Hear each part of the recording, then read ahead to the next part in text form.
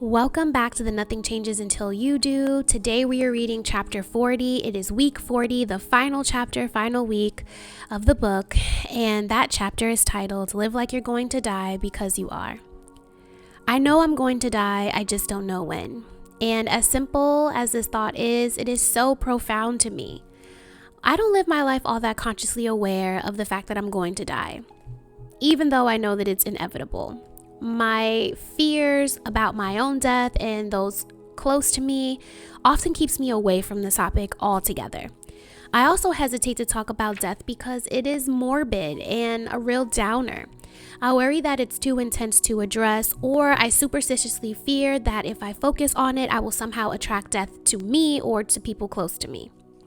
As a culture, we don't really talk about death or deal with it in a meaningful way because it can be quite scary, emotional, and painful.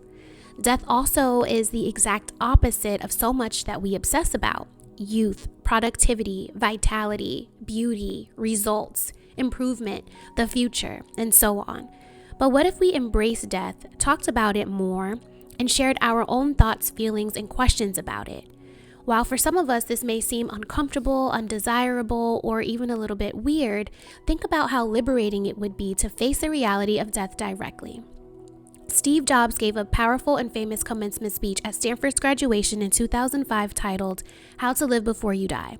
In that speech, which now has even more poignancy given that Steve has passed away, Steve said, remembering that you are going to die is the best way I know to avoid the trap of thinking you have something to lose. You are already naked. There is no reason not to follow your heart. What if we tapped into this empowering awareness all the time, not just because someone close to us dies or because we've had a near-death experience ourselves? What if instead we choose to affirm life and appreciate the blessings, gifts, and opportunities that it provides? As I heard in a great workshop I took years ago, most of you are trying to survive life, but the truth is, no one ever has.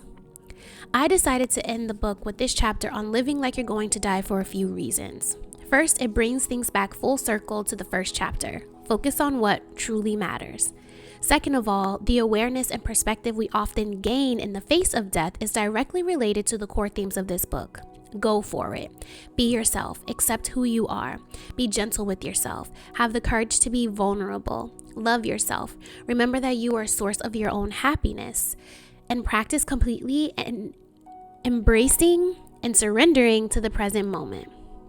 Living like you're going to die is actually about remembering to fully engage in life right now, to be grateful for the precious gift that it is, and to take back our power from anywhere and everywhere that we've given it away. We're much stronger, more beautiful, more powerful, and more capable than we often give ourselves credit for.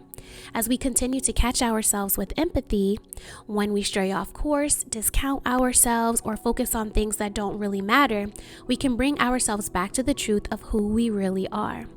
We can remind ourselves that we're magnificent, valuable, and lovable just the way that we are. Thank you for taking this journey with me. I feel honored, humbled, and grateful to have been able to connect with you in this way, and I hope that you really enjoyed this book and this series. Until next time.